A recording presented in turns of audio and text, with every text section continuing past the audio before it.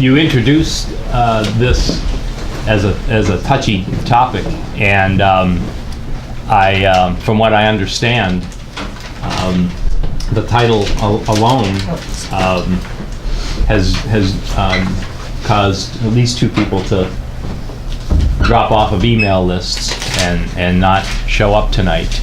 Though, in my mind, in my heart, everybody, of course, is welcome here. The topic that I wanted to talk about, I realized was a topic that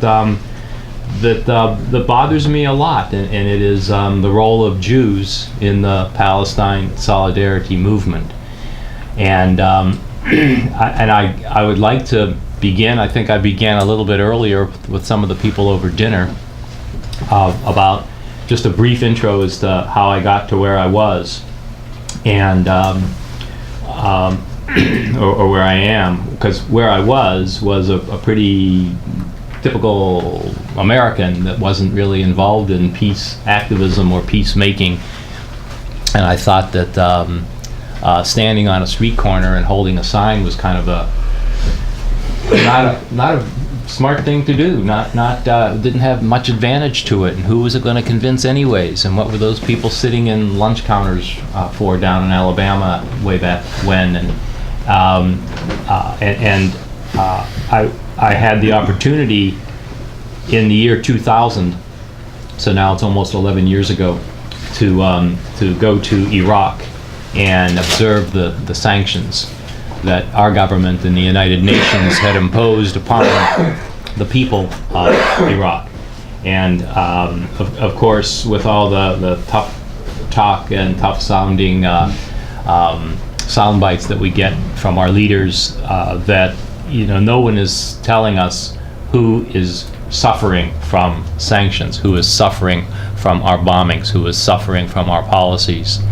And so when I remember touring a hospital in Basra and in Iraq, and on the bed was a child with a cancerous tumor growing out of his neck, probably from the depleted uranium weaponry that the United States was using at the time. And I was taking pictures because I just didn't know what else to do. I wasn't an activist. I wasn't trained in a social field. I was an engineer. Didn't know what I could bring to the table. And I noticed that on the bed was sitting this child's father. There were no nurses because Iraq couldn't afford to pay anybody anything. And I noticed this guy had the what Arab features that I wasn't familiar with, a dark growth of 2-day-old beard. He fit the image of a terrorist that I was taught to believe. And when I was taking a photograph after photograph of his son, I looked over at him, and this terrorist was crying, and he asked me not to take any more pictures, and that moved me to tears, and also to a reassessment of who I was and what I was doing. And I came back to Ann Arbor after that trip with that poignant moment still in my mind, and I said, I can hold a sign. If that kid who was, who most likely died of his cancer, if he could deal with that, if his father could deal with that, the least I could do was stand on a street corner and hold a sign. And then I also went to, about a year later, I went to Palestine, and I recognized that this Palestine, at that point, all I knew was occupation. I wasn't very well versed, but that was going to be my fight. That I wasn't going to be able to be cloned into being an Iraqi Henry or an Afghani Henry or a Palestine Henry. I had to choose one, and it was going to be Palestine, and that's what I did. And after 9/11 happened, I retired just coincidentally 1 week after 9/11, and I decided that I was going to take a crack at this peace activism. And so I joined a group that was forming in Ann Arbor, and this is what I kind of call my initiation into my education. I tried to, I learned that the attacks on the United States were for three basic reasons. One was the sanctions on Iraq. One was the military bases in the Middle East that engendered anger in the Middle East towards America, or at least towards America's government.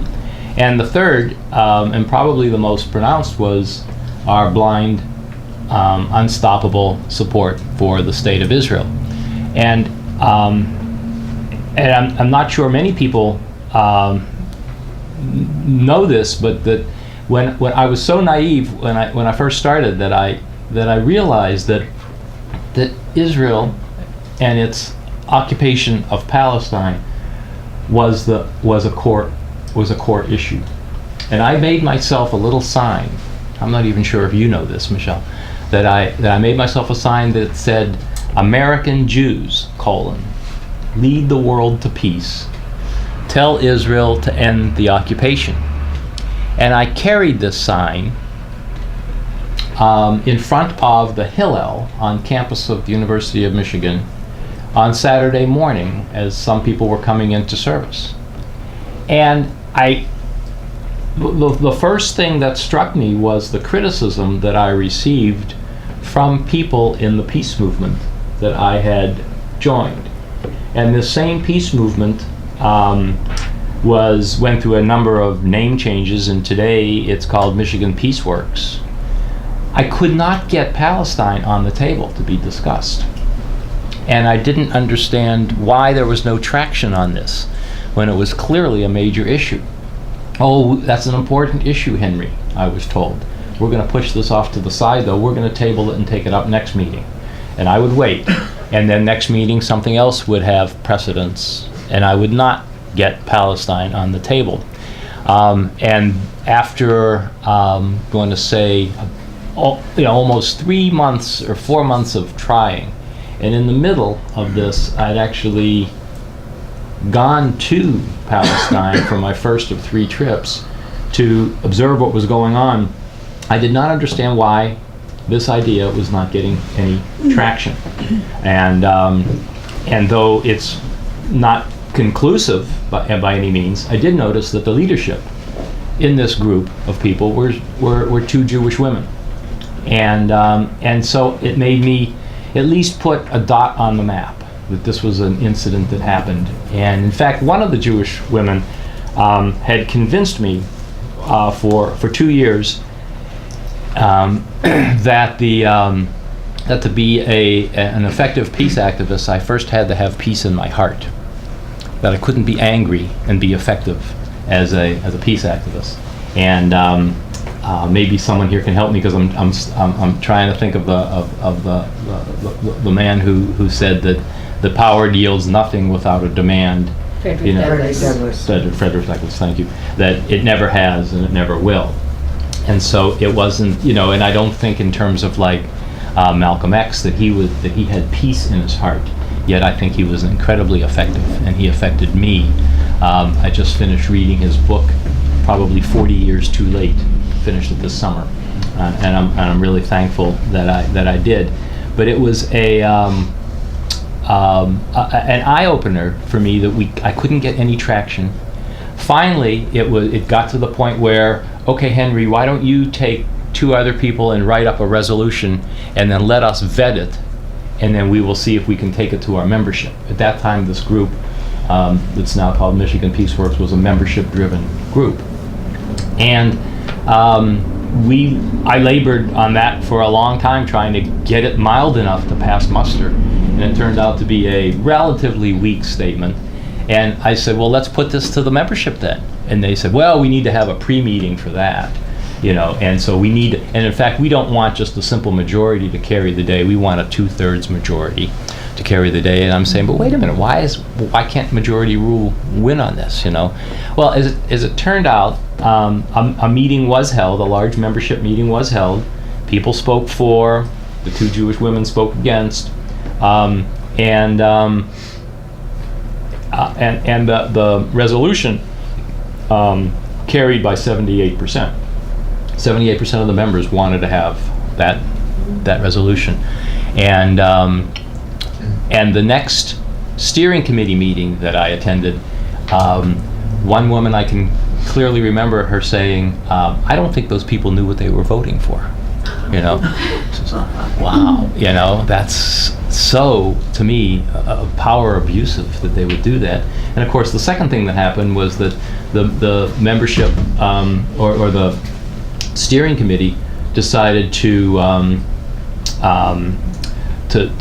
make application for the group as a 501c3 organization, and they chose it to be a committee-led group, not a membership-led group. So in effect, they eviscerated the membership, so that even today you can contribute money to Michigan Peaceworks, but you can't make, you can't raise an issue, you can't be part of, there's no membership to do that. There's a checking account that'll deposit your check, and they'll do what they want to do, but you're not going to have much of an input to it. And so the third thing that happened, of course, is that I quit, because I just thought that Palestine was getting very short shrift on this issue that I felt very strongly about. And it wasn't only me that felt strongly about it, it was the whole Arab world that felt strongly about that.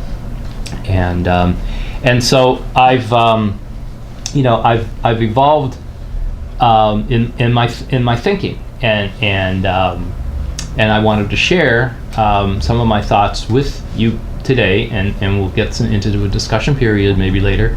But I talk about what I've called the twin pillars. And so if we had, here's a little chance for a visual, to have twin pillars. And I wanted to look at one pillar here, and that is the Jewish community. And the Jewish community in any city is very focused on promoting the state of Israel. I doubt that we can identify any other coherent grouping of people, coherent committee that supports Israel more.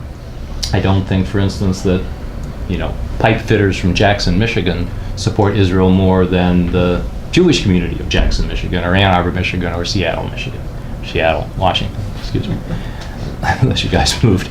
And it is, and this community is very focused as a community, and especially on Israel. It's very powerful. You get in trouble when you say Jews are wealthy, but in our neck of the woods, in Ann Arbor, on one night a year in the winter, they will hold a fundraiser for the Jewish Federation, and out of about 600 people, 700 people that attend, they'll raise $1 million. And it's not that only that they're wealthy, but they will focus that wealth on the support of the state of Israel. By their own admission, 28% of the monies gathered goes directly to the state of Israel. Other monies, of course, do charitable organizational work and stuff like that, and that's kind of like dressing up or disguising or masking their support for the Jewish state. The cards I passed around is a quote from my friend Paul Eisen, who is the director of one of the directors of Dear Yassin Remembered. And to me, it's just such an incredibly powerful quote. It has just made me think so much, and it goes, I guess I'll just read it. The crime against the Palestinian people is being committed by a Jewish state with Jewish soldiers using weapons displaying Jewish religious symbols, and with the full support and complicity of the overwhelming mass of organized Jews worldwide. But to name Jews as responsible for this crime seems impossible to do. And I differ slightly from Paul in that where we stand in front of Beth Israel congregation every Saturday morning, I don't believe anybody in our group is holding the congregants responsible for what Israel's doing. But we do hold them responsible or accountable for their support of what Israel's doing. And so we draw that line, and we're very clear about that this synagogue supports Israel almost to the hilt, no matter what crime they commit against Lebanon or people in Gaza. And so to me, that's just very, very revealing and very shocking. But that tells me that the Jewish community is a viable target for criticism. Somehow that gets overlooked. Somehow the Jewish community never gets held accountable. And I'm very curious as to why our group, which attempts to do this, and has attempted every Saturday morning to do this for 7.5 years, why we haven't had any traction on this. Why aren't there any other groups forming? And maybe I'm completely wrong in doing this. I guess I have to be humble enough to say that. But I recall the words of the Rifleman. I don't know if everybody was a fan of the Rifleman or something like that. And he said to the son in one episode, "A man's never wrong doing what he thinks is right." He said that to his boy, and I just took that to heart.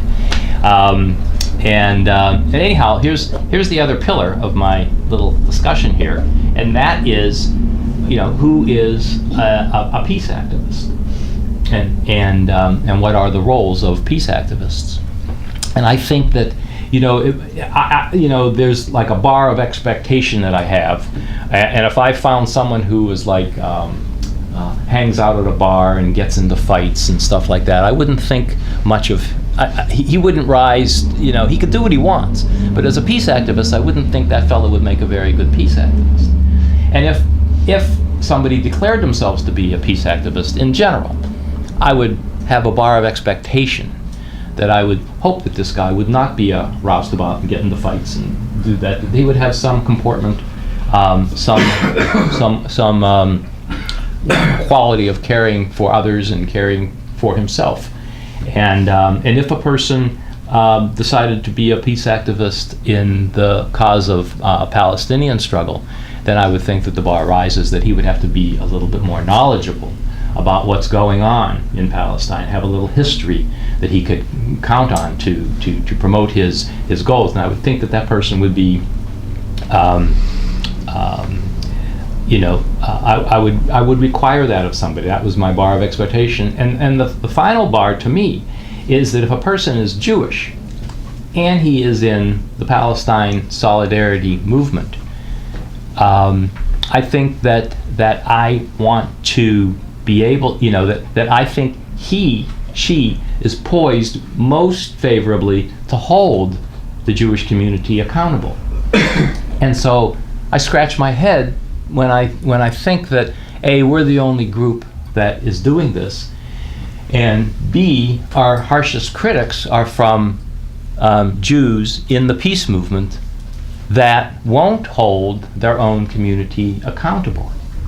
And I have a list of 34 Jews who have lied to get out of standing with us, who have been in the area giving talks, and when I call them, and these are people that I think we all know, I'm not here to really trash people, but I am here to question their commitment and to question what it is that they are trying to accomplish. So people like Dr. Alice Rothschild, she was in town. I asked her if she would come and stand vigil with us.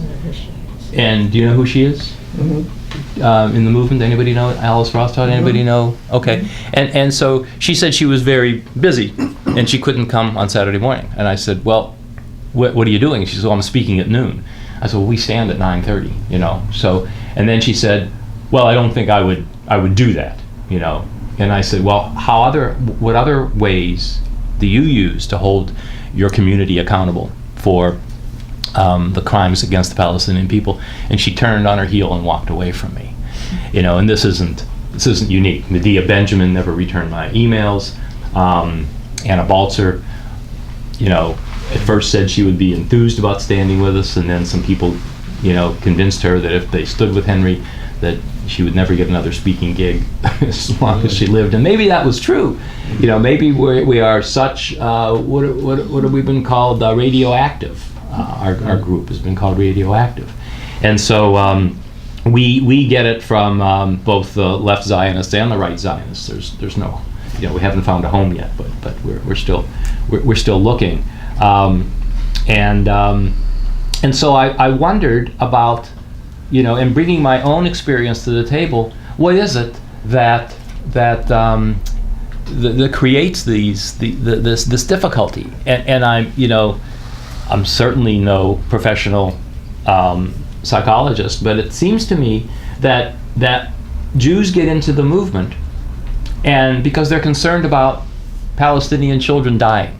Certainly when you have an attack on a population that is completely caged into the world's largest concentration camp, right there on the banks of the Mediterranean, and death is just rained down on them, and 400 children die. Well, that causes some activists to take part, and so they say end the occupation, or they say stop Israel's crimes in the West Bank, stop Israel's crimes in Gaza. But when they realize that their efforts are going to come to a precipice where they're going to where they're going to finally realize and understand that Palestine is a zero-sum game.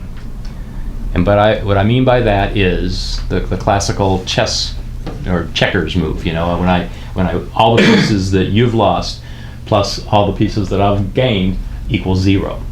And so all the gains made by the Zionists as they came and bought land, and then as they came and destroyed villages and took them and took the property and built things on, that all came as a result of the losses of the Palestinian people. And so justice means that you got to go the other way. You got to start a process by which Jewish supremacism is challenged and reduced or eliminated in the Middle East. So when Jewish activists come and see, oh boy, the more I push on this, I'm going to come to the conclusion that a Jewish state can't exist concurrently with peace, that I'm going to have to make a decision. Do I want peace or do I want a Jewish state? And they can't come to that decision. And so what they do, unfortunately, is then become gatekeepers to prevent other people like our group from going any further and challenging the legitimacy of the State of Israel, challenging Jewish supremacism, whether it be here in this country or in Palestine. And so this gatekeeping role, and I can, the last gatekeeping was it was from the Unitarians, that we had asked them. They have a social action group. I think it's called Unitarians for Justice in the Middle East, UUJME. And we said, we would like to come to your church and present a little panel of our people that vigil with us. And the Unitarians, which I'm told are very inquisitive people, analytical people, want to know more, they could ask us questions. They could say, why do you do it on Saturday morning? Why do you do it here? What are your goals? What are you trying to achieve? And so, and we were prepared to do that. But the committee denied our request. So, and the committee has a Jewish woman at the head. And so, again, this is another dot on my map of who's in control here. What's going on? It's very difficult to, you can't prove any of this in a court of law.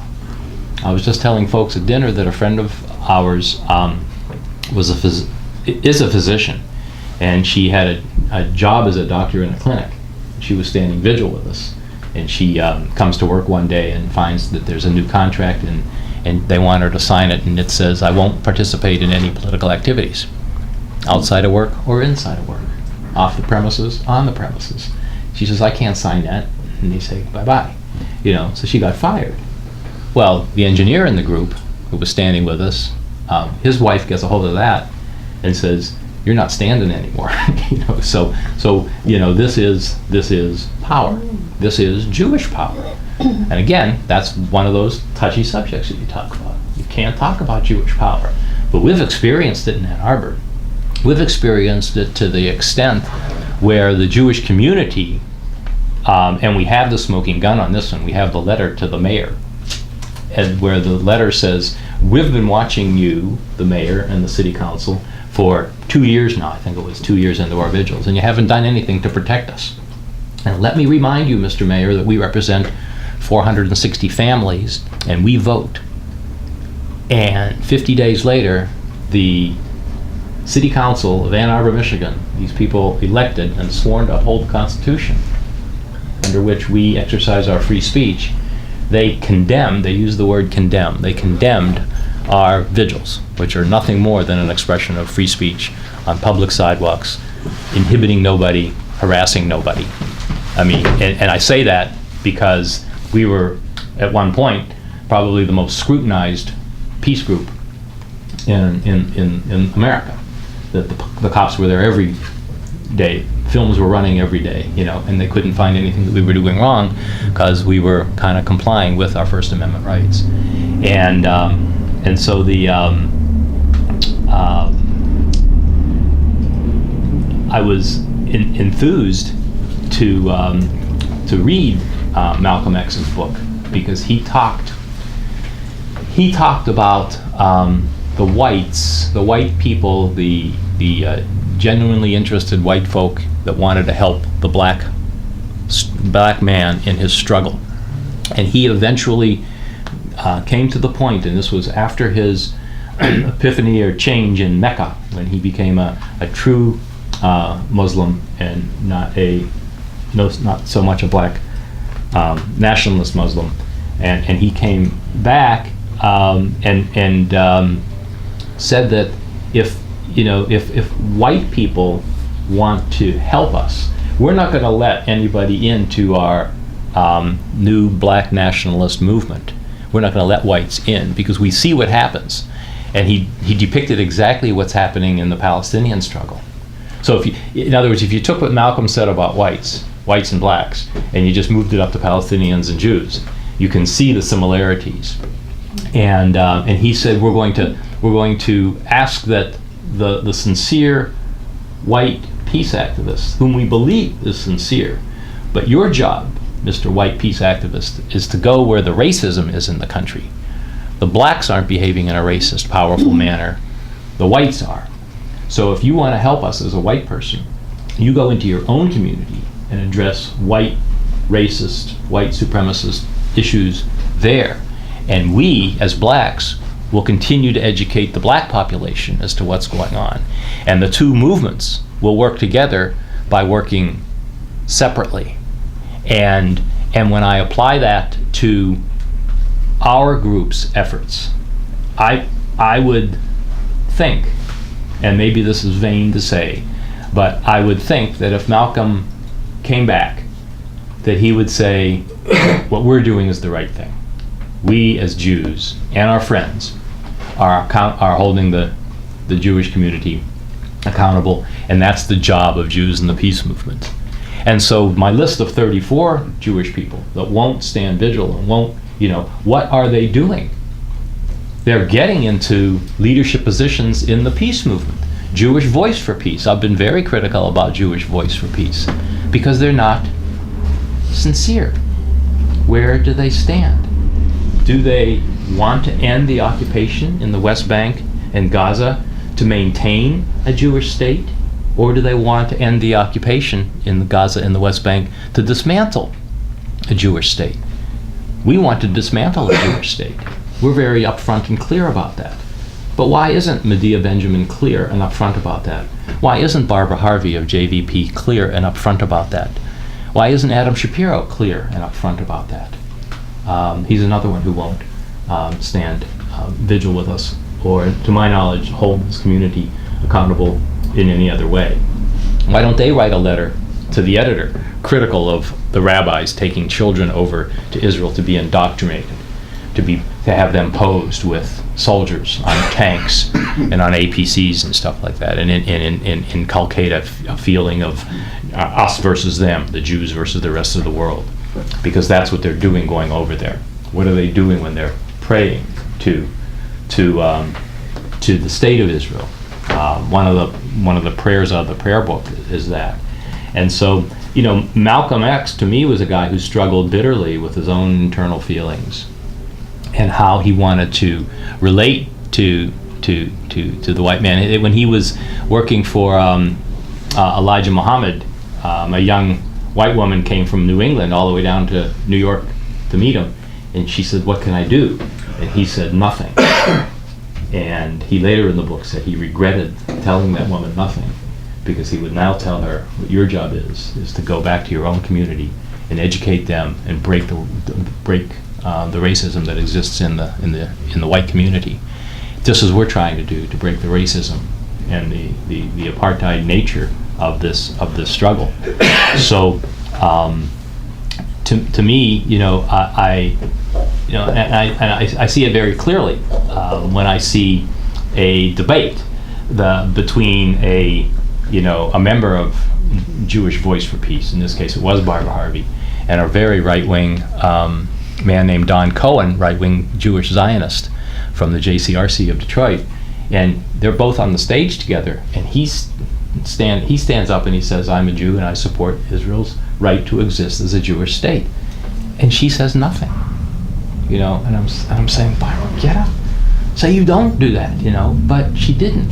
And Dom Henry has to understand that that's the good cop, bad cop that we're looking at here, the left Zionist, right Zionist,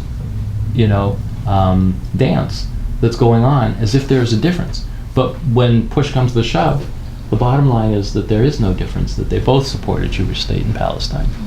And then to me, I'd almost rather deal with the Don Cohens, the right-wing Zionists, than the left-wing Zionists. And Malcolm, again, I was just reading today, this last chapter, he talked about Goldwater versus Johnson. And he said Goldwater was the wolf that would eat you, and Johnson was the sly fox that would make you feel good, but you'd be half digested before you knew he was eating it. So maybe with that we can end this part of the presentation. Under the time limit. Sorry if I went over long. No, that's all right. Thank you. This is going to be a long evening.